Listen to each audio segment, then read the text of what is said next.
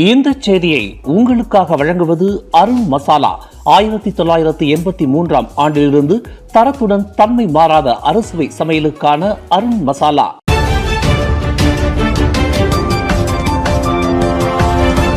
வணக்கம். திசைகளின் ஒரு மணி செய்திகள். அம்னோ பேராளர் மாநாடு தொடங்கியது. நஜீப்பை விடுவிக்க கோரி முதன்மை தீர்மானம். தேசிய முன்னணியின் பிரதான உறுப்பு கட்சியான அம்னோவின் 2024 ஆண்டுக்கான பேராளர் மாநாடு கோலாலம்பூர் உலக வாணிப மையத்தில் இன்று காலையில் அதிகாரப்பூர்வமாக தொடங்கியது. இந்த மாநாட்டையொட்டி அம்னோ டிவிஷன்களிடம் இருந்து மொத்தம் 171 தீர்மானங்கள் பெறப்பட்டுள்ளன. இவற்றில் அதிகமான டிவிஷன்கள் அம்னோவின் முன்னாள் தலைவரும் முன்னாள் பிரதமருமான டத்தோஸ்ரீ நஜீப் துன் ரசாக்கிற்கு முழுமையாக பொது மன்னிப்பு வழங்கி அவரை சிறை தண்டனையிலிருந்து விடுவிக்க வேண்டும் என்று தீர்மானங்களை சமர்ப்பித்துள்ளன. நஜீப்பை விடுவிக்க கோரி 72 டிவிஷன்கள் வலியுறுத்தியுள்ளன என்று அம்னோ பொதுச் செயலாளர் டாக்டர் அஷ்ரஃப் வஜ்டி டுசுக்கி தெரிவித்துள்ளார். எனவே அம்னோ மாநாட்டில் நஜீப்பை விடுவிப்பது தொடர்பில் பேராளர்கள் முதன்மை தீர்மானமாக விவாதிப்பார்கள் என்பதுடன் அத்தீர்மானம் தொடர்பான பேராளர்களின் வாதங்கள் பார்வையாளர்கள் மத்தியில் மிகுந்த கவன ஈர்ப்பாக அமையும் என்று எதிர்பார்க்கப்படுவதாக அவர் குறிப்பிட்டுள்ளார். நஜீப் தற்போது சிறை கம்பிகளுக்கு பின்னால் இருக்கிறார். தங்கள் கட்சியின் முன்னாள் தலைவர் விடுவிக்கப்பட வேண்டும், அவருக்கு முழுமையான பொது மன்னிப்பு வழங்க வேண்டும் என்பதில் பேராளர்கள் உறுதியாக உள்ளனர் என்று டாக்டர் அஷ்ரஃப் வஜ்டி தெரிவித்தார். முன்னாள் பிரதமர் டத்தோஸ்ரீ நஜீப் துன் ரசாக்கின் மனைவி ரோஸ்மா மன்சோருக்கு எதிராக 70 லட்சம் வெள்ளி சம்பந்தப்பட்ட சட்டவிரோத பணம் மாற்றம் தொடர்பிலான 17 குற்றச்சாட்டுகளை கைவிடுவதற்கு சட்டத்துறை அலுவலகத்தில் செய்து கொண்ட பிரதிநிதித்துவ மனுவிற்கு இணக்கம் காணப்பட்டுள்ளது. ரோஸ்மாவிற்கு எதிரான வழக்கு விசாரணை இன்று கோலாலம்பூர் உயர் நீதிமன்றத்தில் நடைபெற்ற போது சட்டத்துறை அலுவலகத்தில் காணப்பட்டுள்ள இணக்கம் தொடர்பில் ரோஸ்மாவின் வழக்கறிஞர் ஃபிரோஸ் ஹுசேன் அஹ்மத் ஜமாலுடனும் துணை பப்ளிக் ப்ராசிக்யூட்டர் அஹ்மத் அஸ்க்ராம் கரிப்பும் இதனை தெரிவித்தனர். உயர் நீதிமன்ற நீதிபதி கே முனியாண்டி முன்னிலையில் இரு தரப்பினரும் சட்டத்துறை அலுவலகத்தில் காணப்பட்ட இணக்கம் குறித்து விவரித்தனர். இந்த இணக்க நிலை தற்போது இறுதி கட்டத்தில் இருப்பதையும் அவர்கள் தங்கள் வாதத்தில் சுட்டிக்காட்டினர். 5000 வெள்ளி லஞ்சம் கேட்டதாக கூறப்படும் இன்ஸ்பெக்டர் அந்தஸ்தில் உள்ள ஓர் உயர் போலீஸ் அதிகாரியை மலேசிய ஊழல் தடுப்பு ஆணையமான SPRM கைது செய்துள்ளது. 37 வயதுடைய அந்த போலீஸ் அதிகாரியை விசாரணைக்கு உட்படுத்துவதற்கு ஏதுவாக அவரை வரும் ஆகஸ்ட் 25 வரையில் தடுத்து வைப்பதற்கு பினாங்கு ஜார்ஜ் டவுன் மேஜிஸ்ட்ரேட் நீதிமன்றம் அனுமதி வழங்கியுள்ளது. சபராங் பிராய் உத்தாரா மாவட்ட போலீஸ் நிலையத்தில் பணியாற்றும் அந்த இன்ஸ்பெக்டர் இன்று காலை 9 மணியளவில் மேஜிஸ்ட்ரேட் நீதிமன்றத்தில் நிறுத்தப்பட்டு தடுப்பு காவல் அனுமதி பெறப்பட்டது. கோழிச்சண்டை சூதாட்டத்தில் ஈடுபட்டுள்ளவர்கள் மீது நடவடிக்கை எடுக்காமல் இருப்பதற்கு அந்த இன்ஸ்பெக்டர் லஞ்சம் கேட்டதாக கூறப்படுகிறது.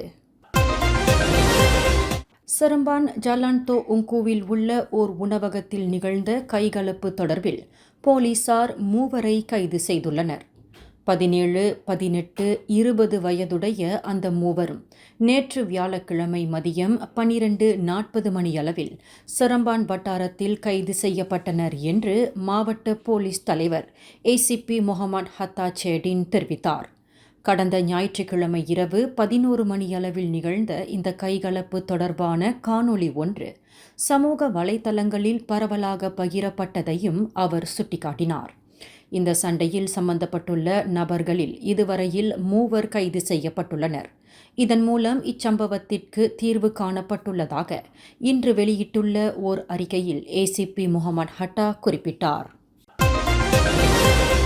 கோலாலம்பூர் ஸ்தாபா ஜலான் கந்திங் கிளைங் கேம் வர்டிபன் சாலையில் தார் கல்லூரி அருகில் தமான் புங்காராயாவில் நேற்று மாலை நிகழ்ந்த நிலச்சரிவு சம்பவத்தை தொடர்ந்து அப்பகுதியில் இதுவரையில் 17 குடும்பங்களை சேர்ந்த 52 பேர் தங்கள் வீடுகளில் இருந்து வெளியேறும்படி உத்தரவு பிறப்பிக்கப்பட்டுள்ளதாக வங்சாமாஜு மாவட்ட போலீஸ் தலைவர் ACP முகமது லாசிம் இஸ்மாயில் தெரிவித்துள்ளார்.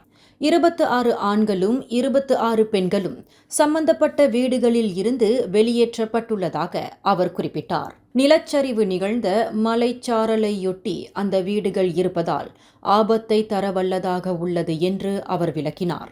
இன்னும் சிலர் தங்களின் பாதுகாப்பை கருத்தில் கொண்டு வீடுகளை காலி செய்துவிட்டு தங்கள் உறவினர்கள் வீடுகள் மற்றும் தங்கும் விடுதிகளில் தங்குவதற்குரிய ஏற்பாடுகளை செய்துள்ளனர் என்று டாங்வாங்கி மாவட்ட போலீஸ் நிலையத்தில் நடைபெற்ற பதவி ஒப்படைப்பு சடங்கில் செய்தியாளர்களிடம் பேசுகையில் ஏசிபி முகமது லாசிம் இதனை தெரிவித்தார். நேற்று பிற்பகலில் பெய்த கனத்த மழையின் காரணமாக அப்பகுதியில் மாலை 5:43 மணியளவில் நிலச்சரிவு ஏற்பட்டுள்ளது. இதில் அதிர்ஷ்டவசமாக எந்தவொரு உயிருடன் சேதமும் நிகழவில்லை என்று தெரிவிக்கப்பட்டுள்ளது. அடுத்த மாதம் 28ஆம் தேதி நடைபெறவிருக்கும் ஜோஹூர் மக்கோத்தா சட்டமன்ற இடைத்தேர்தலில் அம்னோ மகளிர் பிரிவை சேர்ந்தவர்தான் போட்டியிட வேண்டும் என்ற கட்டாயம் இல்லை என்று கட்சியின் துணைத் தலைவர் டத்தோசரி முகமது ஹசான் தெரிவித்துள்ளார். அந்த தொகுதியில் அம்னோ மகளிர் பிரிவை சேர்ந்தவர்தான் போட்டியிட்டு வென்றுள்ளார் என்ற போதிலும் நடக்கவிருக்கும் இடைத்தேர்தலில் அத்தொகுதியில் அம்னோவை சேர்ந்த பெண் வேட்பாளர் ஒருவர்தான் கட்டாயமாக நிறுத்தப்பட வேண்டும் என்று எதிர்பார்க்க வேண்டாம் என்று செய்தியாளர்களிடம் பேசுகையில் முகமது ஹசான் மேற்கண்டவாறு கூறினார். இடைத்தேர்தலில் நிறுத்தப்படவிருக்கும் வேட்பாளரின் தேர்வு மிக முக்கியமாகும். கட்சியின் வெற்றிக்கு அது முக்கிய அம்சமாக கருதப்படுகிறது. இருந்த போதிலும் அந்த தொகுதியில் மகளிர் பிரிவை சேர்ந்தவர் போட்டியிட்டதால் அது குறித்து கட்சியின் உயர்மட்ட அளவில் விவாதிக்கப்படும் என்று அவர் தெரிவித்தார். கார் ஒன்று வேக கட்டுப்பாட்டை இழந்து தடம் புரண்டதில் அதன் ஓட்டுநர் உயிரிழந்த வேளையில் அவரின் 2 மகன்கள் படுகாயம் அடைந்தனர்.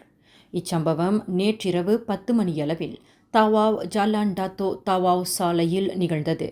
இதில் ரே டவிலா என்ற 54 வயது நபர் சம்பவ இடத்திலேயே மாண்டதாக அடையாளம் கூறப்பட்டது. அவரின் 20 மற்றும் 27 வயது 2 மகன்கள் கடும் காயத்திற்கு ஆளாகி லஹடத்தோ மருத்துவமனையின் அவசர பிரிவில் சேர்க்கப்பட்டுள்ளனர். இந்த செய்தியை உங்களுக்காக வழங்கியது அருண் மசாலா. 1983ஆம் ஆண்டிலிருந்து தரத்துடன் தன்மை மாறாத அறுசுவை சமையலுக்கு அருண் மசாலா. மேலும் செய்திகளை தெரிந்து கொள்ள கீழே இருக்கும் பெல் பட்டனை அழுத்துங்கள். உங்கள் மகிழ்ச்சியை வெளிப்படுத்த லைக் மற்றும் ஷேர் செய்யுங்கள். தொடர்ந்து திசைகளோடு இணைந்திருக்க சப்ஸ்கிரைப் செய்யுங்கள்.